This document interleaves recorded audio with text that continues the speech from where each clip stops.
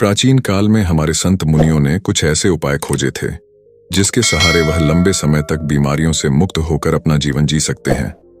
आज के वीडियो में हम उनमें से सबसे महत्वपूर्ण नियमों का जिक्र करेंगे जो बहुत आसान है और जिसे अपनाकर कोई भी व्यक्ति, पुरुष या महिला, बूढ़ा या बच्चा अपना सकता है और बीमारियों से मुक्त स्वस्थ जीवन जी सकता है। इस नियम को समझने के लिए सबसे पहले यह समझें कि प्राचीन काल में हमारे संत मुनि कभी भी सूर्यास्त के बाद भोजन नहीं करते थे।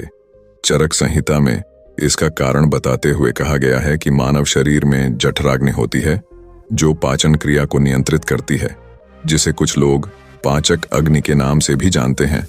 और यह जठराग्नि यानी पाचक अग्नि सूर्य के संपर्क में आने पर अच्छे से काम कर सकती है।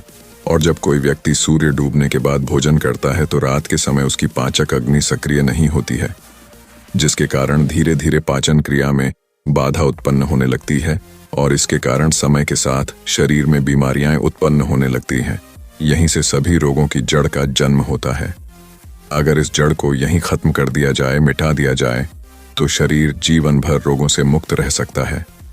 अब समझने वाली बात यह है कि जब हमारी जठराग्नि यानी पाचन ठीक से काम नहीं करती है तो हमारी प्राण शक्ति को काम करना पड़ता है और हमारी प्राण शक्ति एक समय में एक ही काम अच्छे तरीके से कर पाती है।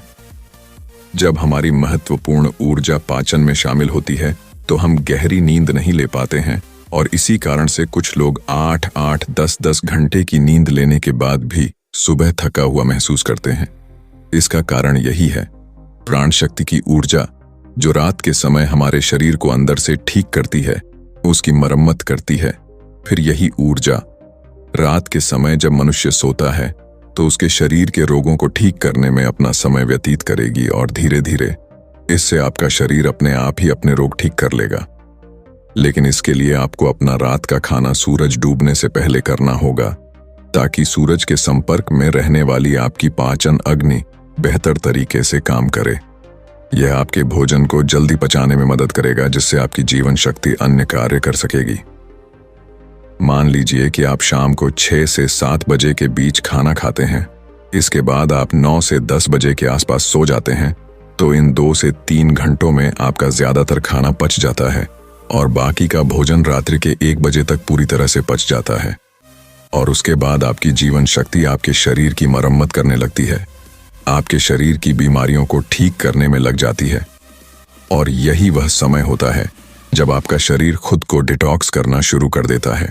इसी प्रक्रिया को अर्ध उपवास कहा जाता है, जिसकी पूरी अवधि 16 घंटे की होती है। लेकिन जो लोग दिन में 16 घंटे उपवास करने में सक्षम नहीं हैं, वो 12 घंटे से शुरुआत कर सकते हैं। यानी कि अगर आपने रात्रि को 7 बजे भोजन किया है तो आप अगले दिन सुबह 7 बजे ही भोजन करें, जिससे कि आपकी बॉडी को तकरीबन 6 घंटों का समय मिलता है खुद को रिपेयर करने का। इस अर्ध उपवास में हमारे शरीर में क्या प्रक्रिया घटित होती है, पहले इसको समझिए। जब हम अर्ध उपवास करते हैं तो हमारे शरीर को पूरी तरह से भोजन नहीं मिलता, इसीलिए शरीर अपनी जरूरतों को पूरा करने के लिए अपनी कोशिकाओं में जो बैक्टीरिया होते हैं उनको ही खाना शुरू कर देता है और इसी वजह से हमारी कोशिकाओं का अपने आप शुद्धिकरण होने लगता है। वैज्ञानिक भाषा में इसे ऑटोफेजी कहा जाता है, जिसका मतलब होता है बॉडी को सेल्यूलर लेवल पर डिटॉक्स करना। सिर्फ 21 दिन के लिए जो मनुष्य इस प्रक्रिया को अपना लेता है उसकी त्वचा में निखार आने लगता है, उसके बाल गिरने कम हो जाते हैं, सुबह अच्छी ताजगी होती है, रात को नींद गहरी आती है और मानसिक तनाव बिल्कुल मिट जाता है। कुछ लोगों को लगता है कि अर्ध उपवास करने से उनका शरीर कमजोर हो जाएगा, लेकिन अर्ध उपवास करने से शरीर का फैट कम होता है, मसल्स लॉस नहीं होता और मसल्स लॉस नहीं होता, इसीलिए शरीर की क्षमता अपने आप बनी रहती है। अब तक आप ये समझ चुके हैं कि आपकी प्राण शक्ति आपकी बीमारियों को दूर करने के लिए किस प्रकार कार्य करती है, किस समय आपको भोजन करना चाहिए ताकि आपकी प्राण शक्ति पूरी ऊर्जा के साथ काम कर सके। ये हम समझ चुके हैं, लेकिन इसके बाद जो समझने वाली बात है वो ये है कि आज के समय में काम करते करते आदमी अपनी दैनिक दिनचर्या बिल्कुल छोड़ देता है। वो किस प्रकार सही समय पर भोजन करे, अगर वो रात के समय काम करता है तो वो किस प्रकार भूखा रहे, क्योंकि उसे तो आदत हो चुकी है रात के समय देर से खाना खाने की और कुछ लोगों के साथ समस्या ऐसी है कि वो भूखे नहीं रह सकते। थोड़ी थोड़ी देर में उन्हें भूख लगती रहती है। तो ऐसे लोग किस प्रकार इस प्रक्रिया का लाभ उठा सकते हैं? देखिए, अगर आप 16 घंटे का उपवास कर रहे हैं तो उसके लिए आपको बीच बीच में कुछ लिक्विड चाहिए, जिससे आपकी बॉडी भी हाइड्रेटेड रह पाए और आपके शरीर को डिटॉक्स करने की प्रक्रिया भी तेज हो जाए। शुरुआत में अगर आप अपना रात्रि का भोजन 7 बजे कर लेते हैं तो आपको 10 बजे तक भूख लगेगी ही लगेगी। उस समय जब आपको भूख लगे तो उस समय आप नारियल पानी पी सकते हैं। इससे शरीर में बहुत सारे लाभकारी फायदे भी होंगे और आपके डिटॉक्स की प्रक्रिया तेज हो जाएगी। इसके अलावा आपको कॉफी भी पी सकते हैं और जिन लोगों का वजन ज्यादा बढ़ा हुआ है, जो अपने वजन को कम करना चाहते हैं, ऐसे लोग थोड़े गर्म पानी में एक नींबू निचोड़कर उसको पी सकते हैं। इससे उन्हें अद्भुत लाभ होंगे। कुछ ही दिनों में वो पाएंगे कि उनके शरीर का वजन कितनी तेजी के साथ घट गया है। लेकिन जिन लोगों को ठंड जल्दी लगती है, जुकाम जल्दी होता है, खांसी हो जाती है, बुखार हो जाता है, तो ऐसे लोग रात में पानी में नींबू निचोड़कर कभी ना पिएं। रात को त्रिफला चूर्ण भी लिया जा सकता है, जो कि बहुत लाभकारी होता है। वो आपके शरीर को डिटॉक्स करने में उसकी बहुत सहायता करता है। सुबह आपका पेट अच्छे से खाली होगा। अगर रात को आप त्रिफला चूर्ण लेकर सोते हैं तो जिन लोगों को डायबिटीज या फिर शुगर की प्रॉब्लम रहती है, ऐसे लोग अर्ध उपवास पूरा करने के बाद जब अपना पहला भोजन करते हैं, यानी कि सुबह ब्रेकफास्ट जब वो करते हैं, तो हल्के गर्म पानी में एप्पल साइडर विनेगर, दालचीनी का पाउडर और ऊपर से एक नींबू निचोड़कर पी सकते हैं। इससे उन्हें डायबिटीज में बहुत राहत मिलेगी और कुछ ही समय में उनके रिजल्ट्स बिल्कुल चेंज हो जाएंगे। उनका शुगर लेवल डायबिटीज बिल्कुल मेंटेन होने लगेगा। जिन लोगों को हार्ट की प्रॉब्लम ज्यादा रहती है, ऐसे लोग सुबह ब्रेकफास्ट में घी या फिर कद्दू का जूस ले सकते हैं। ये उनकी त्वचा के लिए, उनकी बॉडी को डिटॉक्स करने के लिए और हार्ट के लिए सबसे ज्यादा बेनिफिशियल होता है। जिन लोगों का डाइजेशन ठीक नहीं होता है, ऐसे लोग पानी में अजवाइन और जीरा गर्म करके उस पानी को ठंडा करके पी सकते हैं। इससे उनकी पाचन क्रिया बहुत सुलभ हो जाएगी। और जिन लोगों को अर्ध उपवास करने में दिक्कत होती है, बार बार भूख लगती है, तो ऐसे लोग हल्के गर्म पानी में शहद मिलाकर पी सकते हैं। ये उनकी भूख को मिटा देगा और उनके शरीर को डिटॉक्स करने में बहुत मददगार ही साबित होगा। कुछ लोग जल्दी रिजल्ट पाने के लिए हफ्ते में 2-2 दिन उपवास करते हैं, लेकिन फिर 5 दिन पेट भर भर के भोजन करते हैं। इससे उनको जल्दी रिजल्ट्स तो मिल जाते हैं, लेकिन ज्यादा समय तक ऐसे रिजल्ट्स टिकाऊ नहीं होते।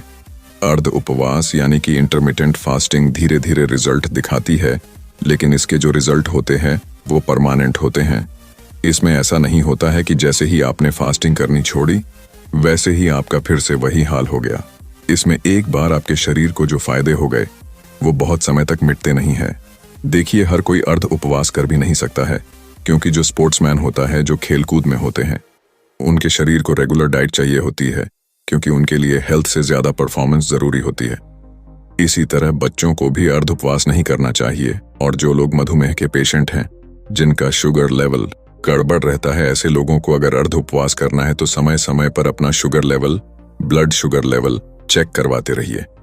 जो लोग अर्ध उपवास का सही तरीके से पालन करते हैं, उनके शरीर की 80% बीमारियां खुद ही ठीक हो जाती हैं। और जिन लोगों को कोई बीमारी नहीं होती, ऐसे लोग अर्ध उपवास करके अपनी बॉडी को डिटॉक्स कर सकते हैं, जिससे कि भविष्य में उनको कोई बीमारी नहीं होगी। यही हमारे संत मुनियों का जीवन भर स्वस्थ रहने के लिए अचूक मंत्र था, जिसका आयुर्वेद, चरक संहिता हर जगह उल्लेख मिलता है। चरक संहिता में अर्ध उपवास के साथ एक और नियम जोड़ा गया था, लेकिन वो आज के समय में संभव नहीं है। लेकिन फिर भी मैं आप लोगों के सामने उसका उल्लेख करना चाहता हूँ।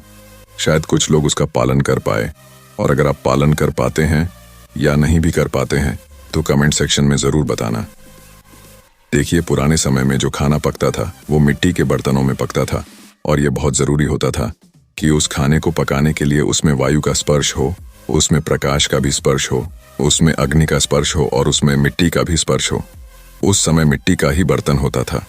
अग्नि का स्पर्श खाने को पकाने के लिए दिया जाता था, और सूर्यास्त से अगर पहले खाना पकेगा तो उसमें प्रकाश का भी स्पर्श आ जाएगा और वायु का भी स्पर्श आ जाएगा, क्योंकि खाना प्रेशर कुकर में नहीं पकता था, खुले बर्तन में पकता था, जिससे वायु उसको स्पर्श कर सके।